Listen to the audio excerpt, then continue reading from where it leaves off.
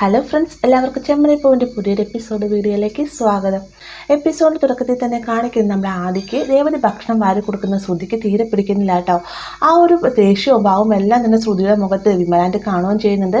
പിന്നീട് ഭക്ഷണമൊക്കെ കൊടുത്ത് രേവതി പോകുന്നതിന് തൊട്ട് പിന്നാലെ തന്നെ ശ്രുതി വാതിലടച്ചിട്ട് വിമലാൻ്റെയോടായിട്ട് പറയുകയാണ്, ഞാൻ ചെയ്യേണ്ട കാര്യങ്ങളൊക്കെ ഇങ്ങനെ രേവതി ചെയ്യുന്നത് എന്ന് ചോദിക്കുന്ന സമയത്ത് രേവതിക്ക് മോനോട് സ്നേഹമുള്ളത് കൊണ്ട് വിമലാൻ്റെ മറുപടി പറയുന്നുണ്ട്. അപ്പോൾ എനിക്കെന്താ സ്നേഹമില്ലേ എന്ന് ശ്രുതി ചോദിക്കുമ്പോഴത്തേക്കും നിന്നോട് തന്നെ ഒന്ന് ആലോചിച്ച് നോക്കാനായിട്ട് വിമലാൻ്റി പറയുന്നുണ്ട്. വിമലാൻ്റിയുടെ മറുപടി ശ്രുതിയെ വല്ലാതെ തന്നെ വേദനിപ്പിക്കുകയും ചെയ്യുന്നുണ്ട് കേട്ടോ. പിന്നീട് കാണിക്കുന്ന അവിടെ നിന്ന് ശ്രുതി നേരെ ചെന്നതിന് ശേഷം മീരയെ വിളിച്ചിട്ട് വിമലാൻ്റിയും ആദ്യമൊക്കെ വീട്ടിൽ വന്നിട്ടുണ്ടോ എന്നുള്ള കാര്യമൊക്കെ പറയുന്ന സമയത്ത്, നിനക്ക് മാത്രം എന്താ ശ്രുതി ഇങ്ങനെ എപ്പോഴൊക്കെ നിന്റെ അമ്മയും അവനും നീ നാട്ടിൽ വന്നാലും സച്ചിയുടെ രേവതിയുടെ കണ്ണിൽ പെടുകയാണ്. നീ തന്നെ നിന്റെ തലയുടെക്കിടയിൽ വെച്ചിരിക്കുന്ന ബോംബാണ് ഇപ്പോൾ പതിയെ പതിയെ പൊട്ടിത്തുടങ്ങുന്നതെന്നൊക്കെ മീര പറയുന്ന സമയത്ത്, അത് തന്നെയാണ് മീര എൻ്റെയും പ്രശ്നം, എന്തൊക്കെ എവിടെയൊക്കെ പ്രശ്നങ്ങളുണ്ട് അതെല്ലാം കറങ്ങി തിരിഞ്ഞ് എൻ്റെ തലയ്ക്കാണ് വന്ന് വീഴുന്നതെന്നൊക്കെ ഇങ്ങനെ ശ്രുതി പറയുന്ന നേരത്ത്, നീ ഒരു കാര്യം ചെയ്യുക, അവർ രണ്ടുപേരും എൻ്റെ വീട്ടിലേക്ക് ആക്കാനായിട്ട് മീര പറയുന്നുണ്ട്. അതിന് വേണ്ടിയിട്ടുള്ള ശ്രമത്തിലാണ് മീര ഞാനും. പക്ഷേ ഇവിടെ നിന്ന് രേവതിയോ സച്ചിയോ ഒന്നും മാറിയാലല്ലേ എനിക്ക് എന്തെങ്കിലും ചെയ്യാൻ പറ്റുകയുള്ളൂ.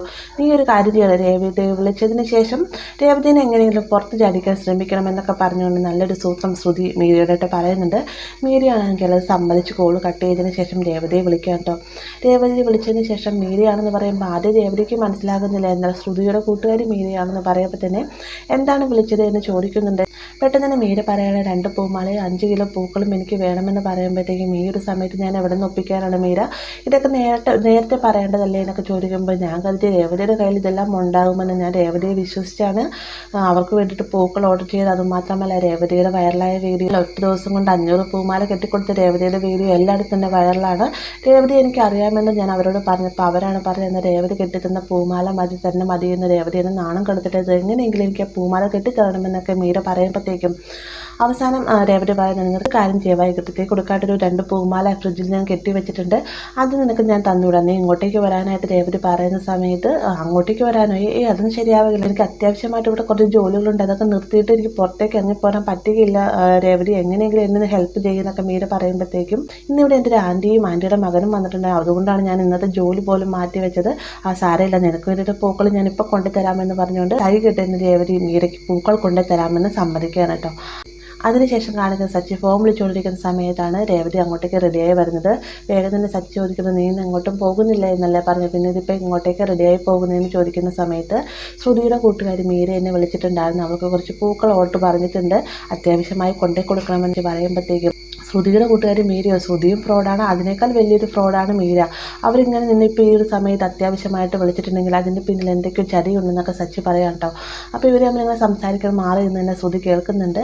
ഇതേ സമയം തന്നെ സച്ചി ഇതിലെന്തൊരു ചതിയുണ്ട്, നീ എങ്ങോട്ടും പോകണ്ട എന്നൊക്കെ ഇങ്ങനെ രേവതിയോടായിട്ട് പറയുന്നുണ്ടെങ്കിൽ രേവതി പറയുന്നുണ്ട്, സച്ചേനെ എത്ര പേര് ഓട്ടം വിളിച്ചത്, സച്ചേനെ അറിയാവുന്നവരും അറിയാത്തവരൊക്കെ തന്നെ ഇല്ലേ, സച്ചേനുള്ള വിശ്വാസം കൊണ്ട് വിളിച്ചല്ലേ, അതുപോലെ തന്നെയാണ് മീര എന്നോടുള്ള വിശ്വാസം കൊണ്ടാണ് പൂക്കൾ ഓർഡർ ചെയ്തത്, ഇതെനിക്ക് കൊണ്ടേ കൊടുത്തേ മതിയാവും, സച്ചേന് വേണ്ടിയുള്ള ഭക്ഷണവും ആദ്യക്കുള്ള ഭക്ഷണമൊക്കെ ഞാൻ കൊടുത്തിട്ടുണ്ട്, എല്ലാ കാര്യങ്ങളും അവിടെ റെഡിയാണ്, സച്ചിന് ധൈര്യമായിട്ട് ഇരുന്നോളാൻ പറഞ്ഞിട്ട് രേവതി പോകാതിരുന്ന സമയത്ത് സച്ചി വീണ്ടും പറയുന്നുണ്ട്, എന്നാലും നീ അവിടെ ചെന്നതിന് ശേഷം ആ വീടിൻ്റെ ലൊക്കേഷൻ എനിക്ക് അയച്ചു തരണം, എന്തെങ്കിലും ഒരു അപകടം കണ്ടെങ്കിൽ അപ്പം തന്നെ എന്നെ വിളിച്ച് പറയണമെന്നൊക്കെ പറഞ്ഞ് നമ്മുടെ രേവതിക്ക് പറഞ്ഞു കൊടുക്കാവുന്നതിൻ്റെ എല്ലാവിധ ഉപദേശങ്ങളൊക്കെ കൊടുത്തതിന് ശേഷമാണ് സച്ചി അവിടെ നിന്ന് പറഞ്ഞയക്കുന്നത് കേട്ടോ.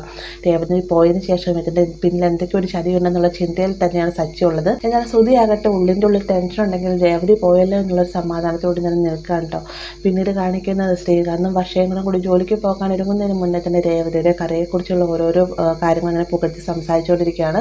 ആ ഒരു സമയത്താണ് ശ്രുതി അങ്ങോട്ടേക്ക് വരും. ശ്രുതി വന്നിട്ട് പറയുന്നുണ്ട്, നിങ്ങളെന്നെ ഇങ്ങനെ നിൽക്കുന്നത്, നിങ്ങൾക്ക് ജോലിക്ക് പോകാറായില്ലേ, ഒരുപാട് നേരം ലേറ്റ് ആയി കഴിഞ്ഞാൽ കുറച്ചധികം ട്രാഫിക് ബ്ലോക്ക് എത്തും, അപ്പോൾ നിങ്ങൾക്ക് കൃത്യസമയത്ത് തന്നെ ജോലിക്ക് കയറാൻ പറ്റുകയില്ല എന്നൊക്കെ പറഞ്ഞുകൊണ്ട് ഒരു കണക്കിന് വർഷയും ശ്രീകാന്തിനെ അവിടെ നിന്ന് പറഞ്ഞയക്കുകയാണ് കേട്ടോ.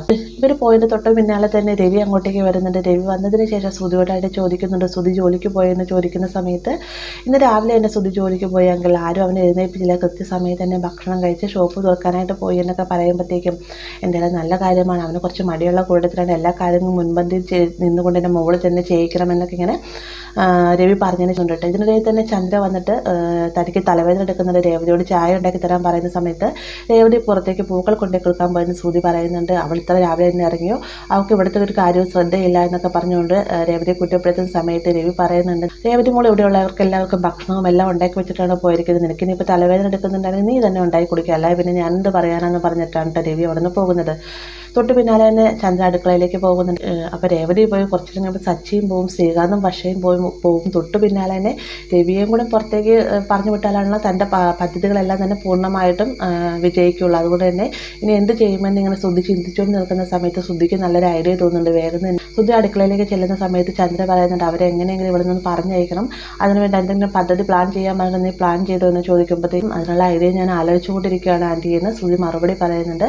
എത്ര നേരം എന്നുകൊണ്ട് ആലോചിച്ചുകൊണ്ടിരിക്കുന്നത് അവരെങ്ങനെയെങ്കിലും ഇവിടുന്ന് പറഞ്ഞയക്കണം, ഞാൻ അവിടെ ചെന്ന് പറഞ്ഞയക്കട്ടെ എന്നും പറഞ്ഞുകൊണ്ട് ചന്ദ്ര ദേഷ്യപ്പെട്ട് ചെല്ലുന്ന സമയത്ത് ശ്രുതി പറയുന്നുണ്ട് ആൻറ്റി അവരിങ്ങോട്ടേക്ക് കൊണ്ടുവന്ന സച്ചിയെ രേവതിയുമാണ്. ആൻറ്റി ഇപ്പോൾ ദേഷ്യപ്പെട്ട് അവരോടൊന്ന് പറഞ്ഞയക്കാൻ ശ്രമിച്ചു കഴിഞ്ഞാൽ ഒരു പക്ഷേ സച്ചി അവരത് വീണ്ടും കൂട്ടിക്കൊണ്ട് വന്നിട്ട് 1 മാസം കൂടെ താമസിപ്പിക്കുമെന്നൊക്കെ ഇങ്ങനെ ശ്രുതി പറയുമ്പോഴത്തേക്കും ശ്രുതി പറഞ്ഞാലും കാര്യമുണ്ടെന്ന് ചന്ദ്രയ്ക്ക് തോന്നുകയാണ്. പെട്ടെന്ന് ശ്രുതി പറയുന്നുണ്ട് ആൻറ്റി എനിക്കൊരു ഐഡിയ തോന്നുന്നുണ്ട്, അവരെ ഇവിടുന്ന് പറഞ്ഞയക്കാം. നമ്മുടെ വീട്ടിലേക്ക് ബന്ധുക്കൾ വരുന്ന സമയത്ത് നമ്മളാരും മൈൻഡ് ചെയ്യാതെ വരുമ്പോൾ അവർക്കൊരു വിഷമം തോന്നിട്ട് അവർ തന്നെ ഇറങ്ങിപ്പോക്കോളേ, അതേ രീതിക്ക് ഇവരെ ഇവിടെ തന്നെ ആക്കിയിട്ട് നമ്മളെല്ലാം പുറത്തേക്ക് പോകണമെന്ന് ശ്രുതി പറയുമ്പോഴത്തേക്കും അത് ശരി അവർ പൊക്കോളും, പക്ഷേ ഇവിടെയുള്ള വിലപിടിപ്പുള്ള സാധനങ്ങളും സ്വർണ്ണങ്ങളും എല്ലാം തന്നെ കൊണ്ടുപോകുമെന്നൊക്കെ ചന്ദ്ര പറയുമ്പോഴത്തേക്കും ശ്രുതിക്ക് ഇഷ്ടപ്പെടുന്നില്ല. ആൻറ്റി വേഗം പറയുന്നുണ്ട് അവർ അത്രക്കാരെന്നുള്ള ആൻറ്റി സ്വർണ്ണം പണമൊന്നും മോഷ്ടിക്കുന്നവരല്ല എന്നൊക്കെ ശ്രുതി പറയുമ്പോഴത്തേക്കും നിനക്ക് അവരെ നേരിട്ട് പരിചയമുണ്ടോ എന്ന് ചന്ദ്ര ചോദിക്കുമ്പോഴത്തേക്കും ശ്രുതി ഒരു നിമിഷം പതറുന്നുണ്ട്.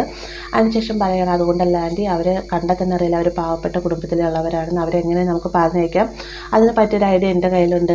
ആൻറ്റി എങ്ങനെയെങ്കിലും അങ്കിളിനെ കൂട്ടിക്കൊണ്ട് പുറത്തേക്ക് പോകണം, ഇവിടെ ഒന്നുമല്ല വൈകുന്നേരം വരാൻ പാകുന്ന ഏതൊരു അമ്പലത്തിലേക്ക് വല്ലതും കൂട്ടിക്കൊണ്ട് പോകണം. എന്തായാലും രേവതി പുറത്തേക്ക് പോയി, സച്ചിയും കുറച്ച് കഴിഞ്ഞ് പോവും, വർഷയും ശ്രീകാന്തും പുറത്തേക്ക് പോയിട്ടുണ്ട്. ആൻറ്റി എങ്ങനെയെങ്കിലും അങ്കിളിനെ വിളിച്ചുകൊണ്ട് പോയി കഴിഞ്ഞാൽ ബാക്കി കാര്യങ്ങളെല്ലാം തന്നെ ഞാൻ പ്ലാൻ ചെയ്തോളാമെന്ന് ശ്രുതി പറയുമ്പോഴത്തേക്കും ചന്ദ്രയ്ക്ക് ഭയങ്കര സന്തോഷമുണ്ട്. എങ്ങനെയെങ്കിലും ഇവരിവിടെ നിന്ന് ഇറക്കി വിട്ടാൽ മതി എന്നുള്ള മൈൻഡോട് കൂടിയാണ് ചന്ദ്രൻ നിൽക്കുന്നത്. ആ ഒരു ഭാഗത്തോടെയാണ് ഇന്നത്തെ എപ്പിസോഡ് അവസാനിക്കുന്നത്. വീഡിയോ ഇഷ്ടമായി കഴിഞ്ഞാൽ ലൈക്ക് ചെയ്യാനും കൂടി ചാനൽ സബ്സ്ക്രൈബ് ചെയ്യാനും മറക്കരുത്.